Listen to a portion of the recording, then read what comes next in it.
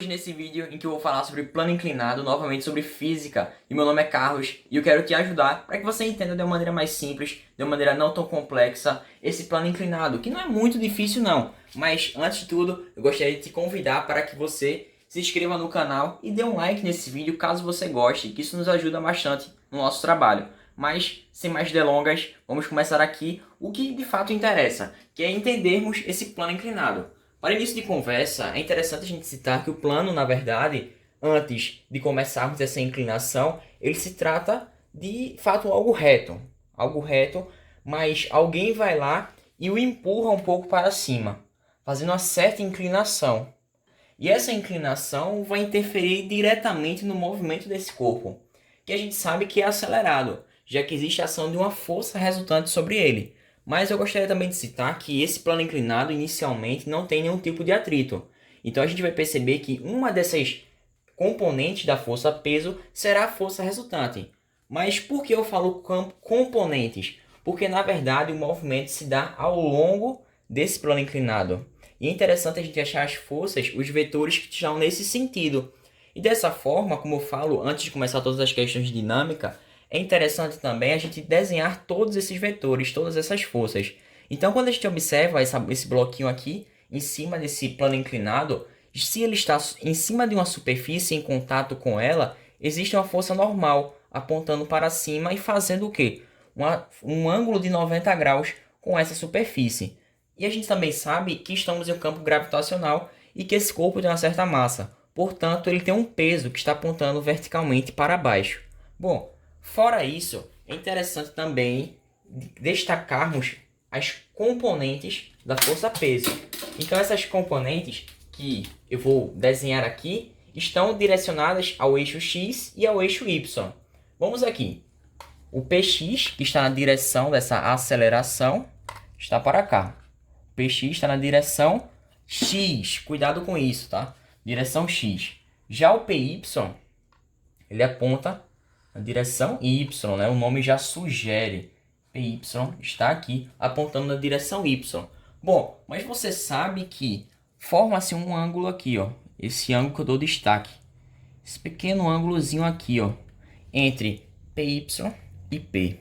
E que se eu for reordenar esses vetores, colocar de uma maneira um pouco mais organizada, eu tenho essa configuração aqui, em que o peso é a resultante nesse triângulo aqui. Supostamente é um triângulo, em que eu falo essa linguagem para que você entenda um pouco melhor. Em que um dos catetos dele está o PY e o outro está o PX. E bem, a gente pode utilizar as relações trigonométricas aqui a partir desse ângulo θ.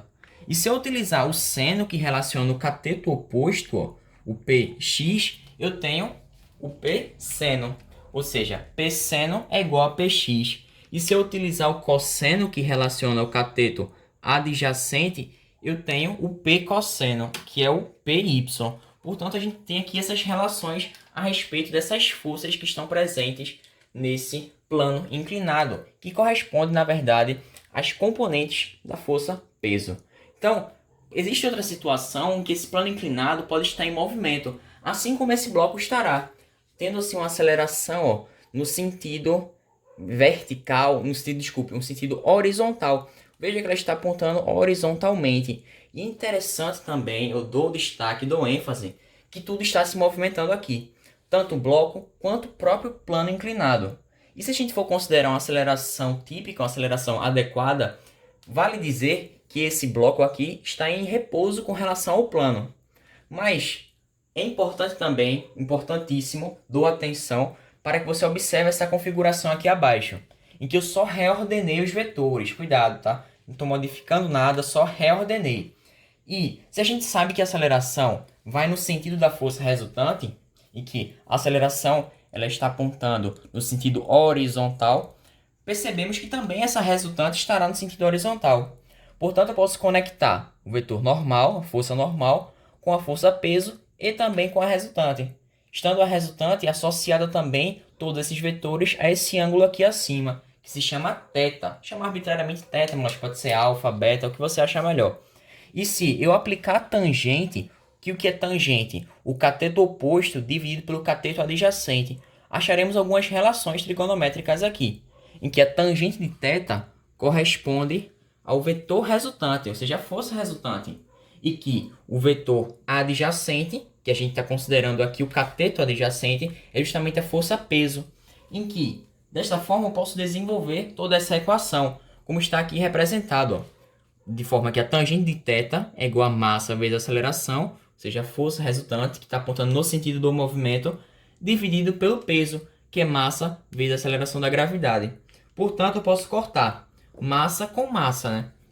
Ou seja, se eu fizer esse pequeno corte aqui, massa com massa, e passar essa aceleração da gravidade multiplicando a tangente de θ, eu tenho que a aceleração em si do sistema, a aceleração que está sendo feita para que esse bloco e também o plano inclinado se movimentem, é igual a tangente de θ vezes a aceleração da gravidade. Então, esse aqui é o primeiro caso, mas antes eu quero passar para o próximo quadro para que você entenda qual é a relação de uma queda livre com esse plano inclinado e como que vai acontecer as razões entre essas acelerações. Lembrando que são as acelerações que estão atuantes nesses blocos. Então vamos nessa. Vamos para o próximo exemplo em que vamos comparar uma queda livre com um plano inclinado. Qual vai ser a relação entre as acelerações ali presentes? Então vamos nessa, vem comigo.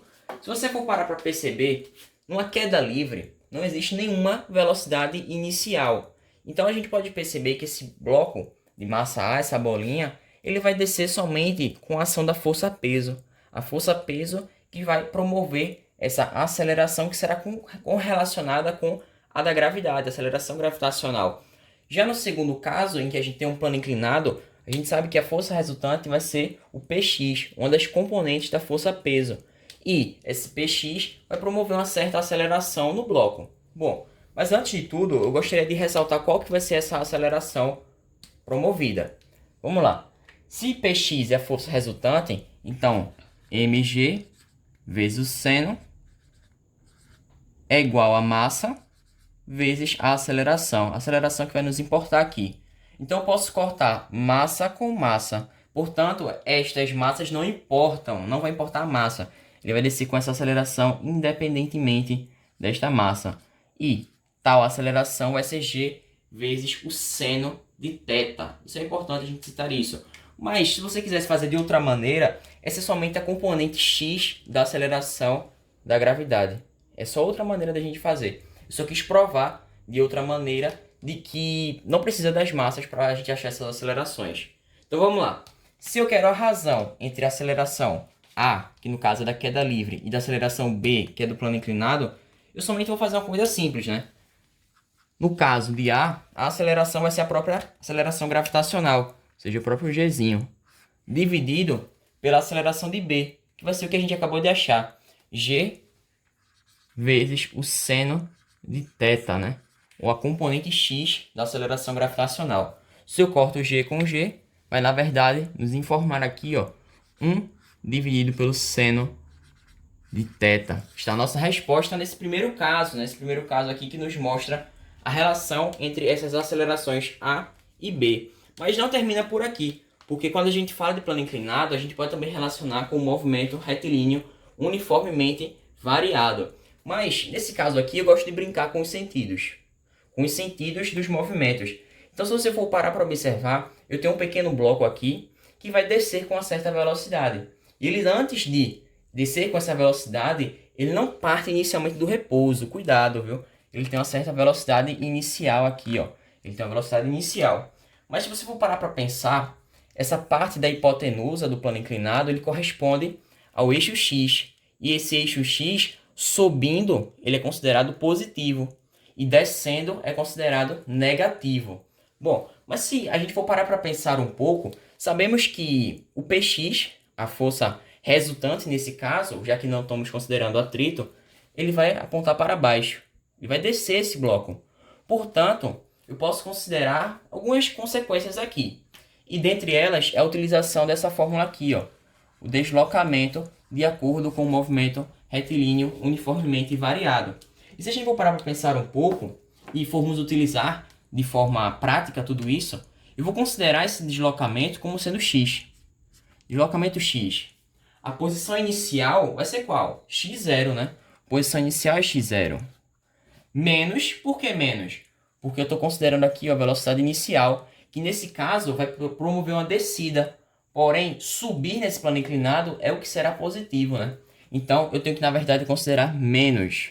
Menos, que vai ser o mais importante aqui nesse caso, né? Vou dar até um destaque aqui.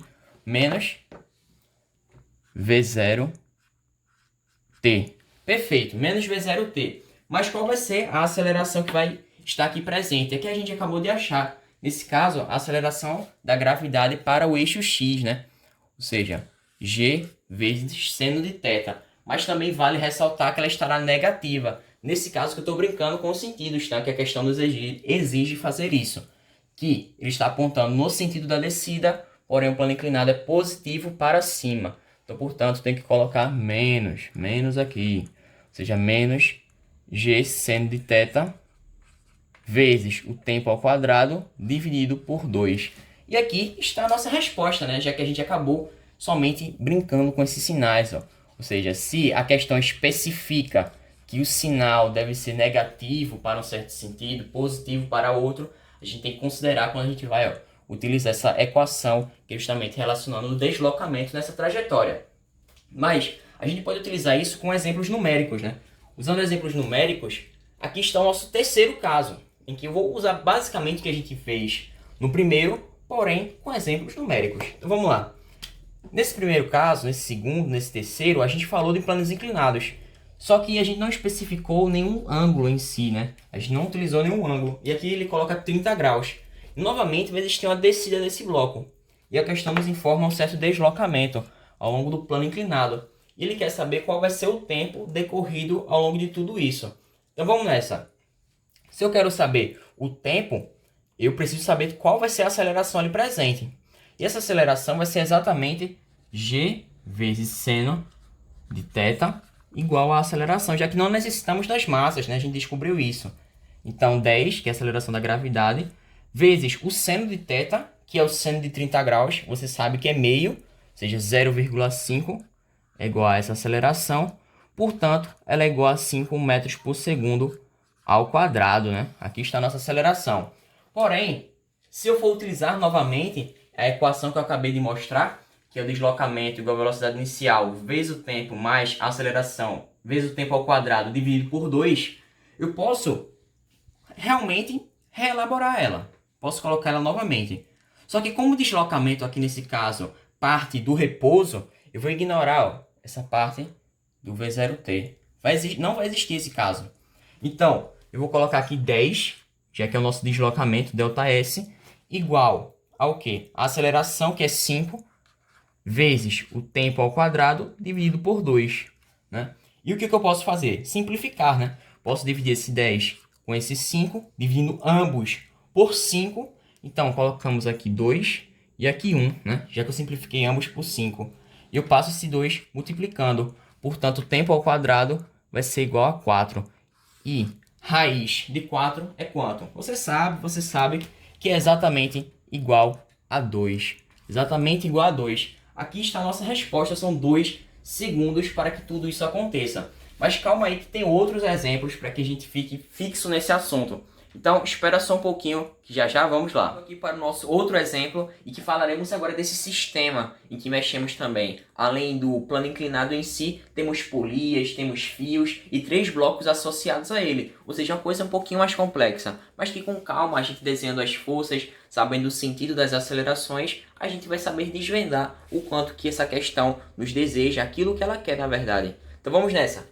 Bom, a gente pode perceber aqui nesse sistema, nesse arranjo experimental, que existe um plano inclinado, associado também a outro plano horizontal, sem nenhuma inclinação, e uma certa descida, né? Em que existem 3 blocos aqui presentes. O bloco A, que está associado a esse plano inclinado de 30 graus, ou seja, ele tem essa inclinação de 30 graus, e percebemos que ele está conectado através desse fio que passa por uma polia, também ligando ao bloco B, ou seja, temos o fio 1 aqui, e esse fio 2, que está na segunda polia, associa o bloco B ao bloco C. Bom, mas antes de tudo, a gente tem que desenhar todos os vetores aqui presentes. Bom, o primeiro deles, como você já sabe, é o Px, né? A componente x da força-peso de A, ou seja, que vai estar atuante, puxando ele para baixo.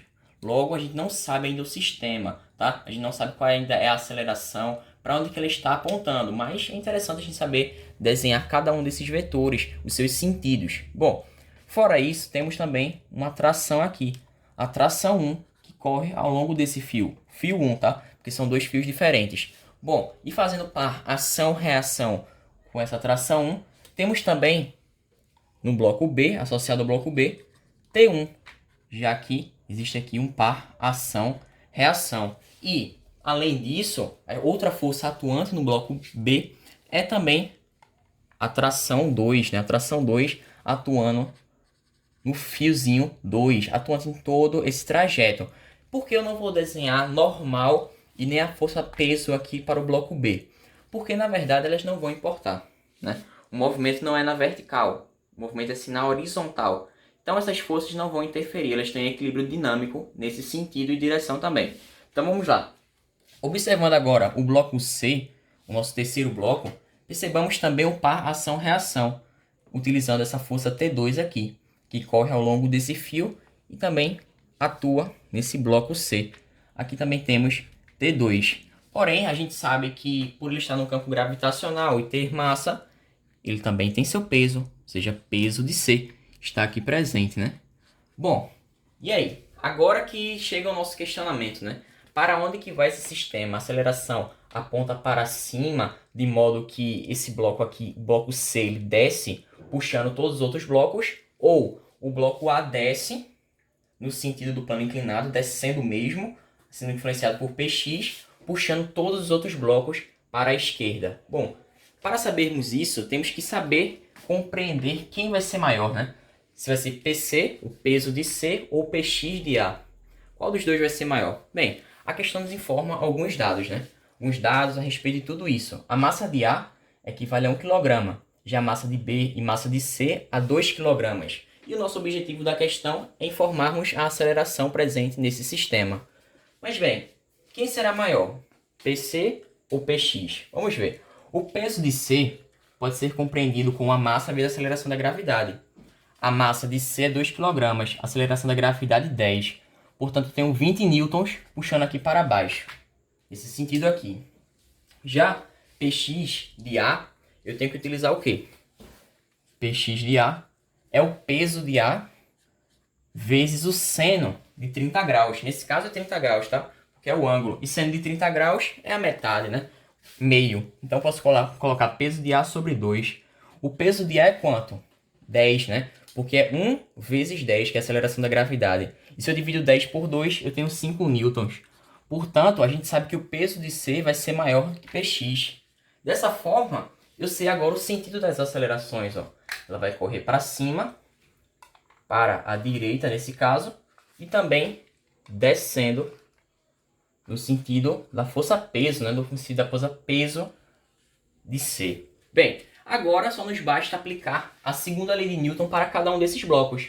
Vamos lá, né? De maneira simples. Para o bloco A, temos o quê? Se o sentido da aceleração é para cima subindo, T1 precisa ser maior do que Px, né? Então vamos lá. T1 menos Px de A é igual a massa de A vezes a aceleração. Aceleração que é a do sistema, tá? Nesse caso.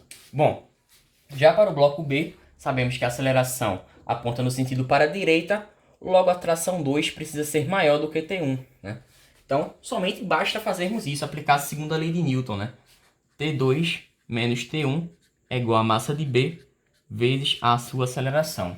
Já para C, temos que o peso de C vai ser maior do que a tração 2, já que a aceleração aponta verticalmente para baixo e quem está nesse sentido é PC, o peso de C.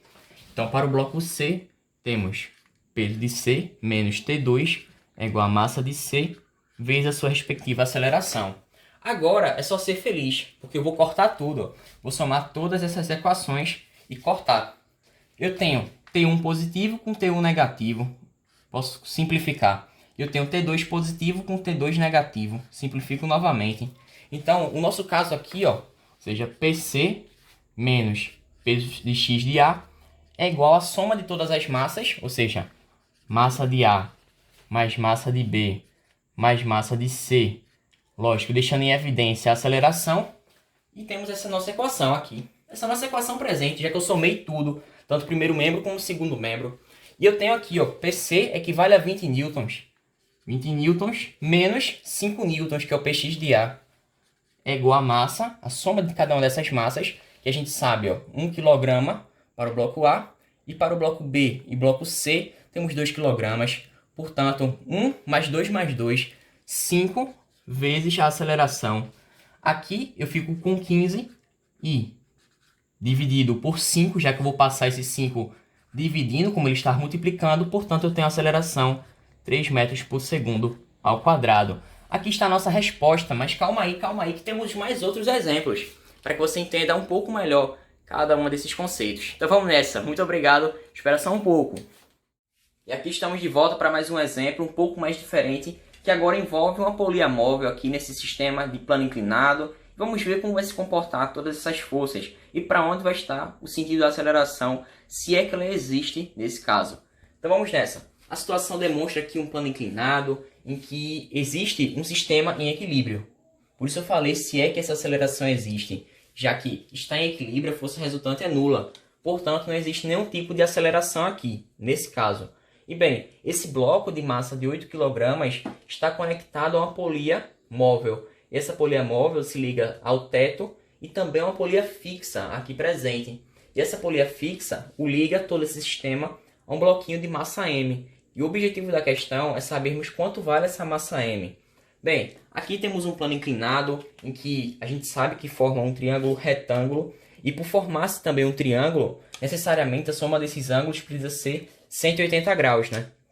E se eu tenho 30 graus aqui presente, 90 graus aqui também, falta quanto para se formar 180? Exatamente, faltam 60 graus. 60 graus é o que falta para se formar 180 como um todo. Bom, mas em toda a questão de dinâmica é importante a gente desenhar os vetores que estão aqui presentes, né?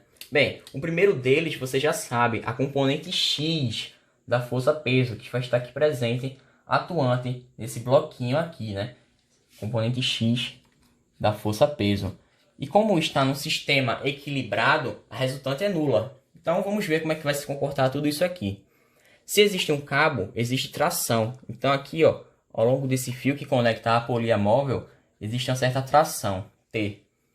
E você sabe que por existir uma polia móvel, essa tração ela se divide, né? Se divide por 2 por ter uma polia móvel. Se tivesse duas polias móveis seriam divididos por 4 e assim por diante, né?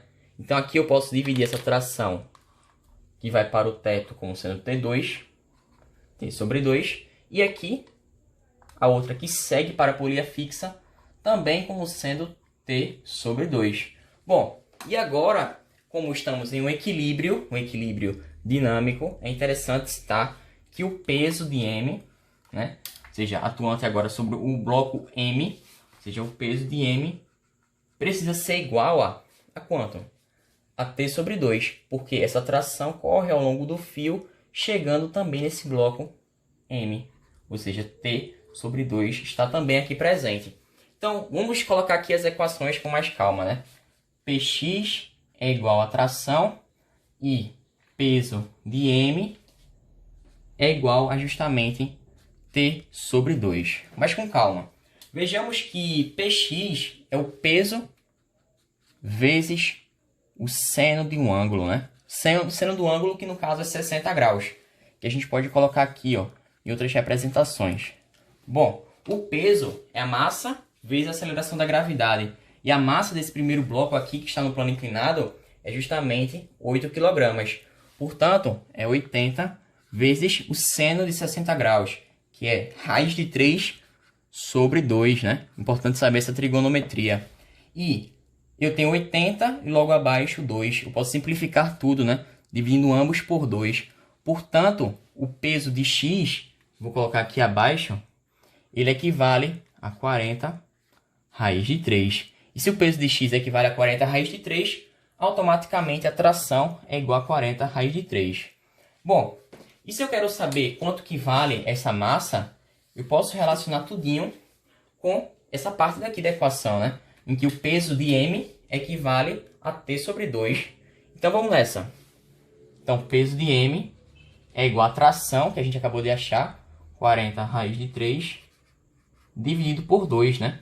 Então, se eu dividir tudo por 2 aqui, ó, eu vou encontrar 20 vezes raiz de 3, como sendo o peso de M. Mas a questão que é o peso? Não, de maneira alguma. A questão só que é a massa. E se eu quero achar a massa e tem o peso, basta dividir por 10, né? Já que peso, ó, é a massa vezes a aceleração da gravidade. Então, se eu passo essa aceleração da gravidade dividindo, eu tenho peso dividido por G é igual a massa. E essa aceleração da gravidade é convencional citarmos que ela vale 10. Portanto, se eu divido 20 vezes raiz de 3 por 10, basta somente cortar um zero aqui, ó. Se eu corto um zero, M equivale a 2 raiz de 3 quilogramas. E aqui está a nossa resposta desse nosso segundo exemplo com aplicações da segunda, da primeira lei de Newton. E espera só um pouquinho que vem outro exemplo aí. Então vamos que a gente vai acertar todos. Vamos nessa. E no último exemplo em que eu trago esse caso um pouco mais particular para sabermos, será que existe tração ou não nesse plano inclinado em que dois blocos descem conectados um ao outro por um fio, o bloco A e o bloco B. Eles vão descer por ação da componente X da gravidade. Mas bem, gostaria de perguntar algumas coisas. Será que esse movimento de descida vai depender da massa? E outra coisa, a tração pode ser nula em algum momento?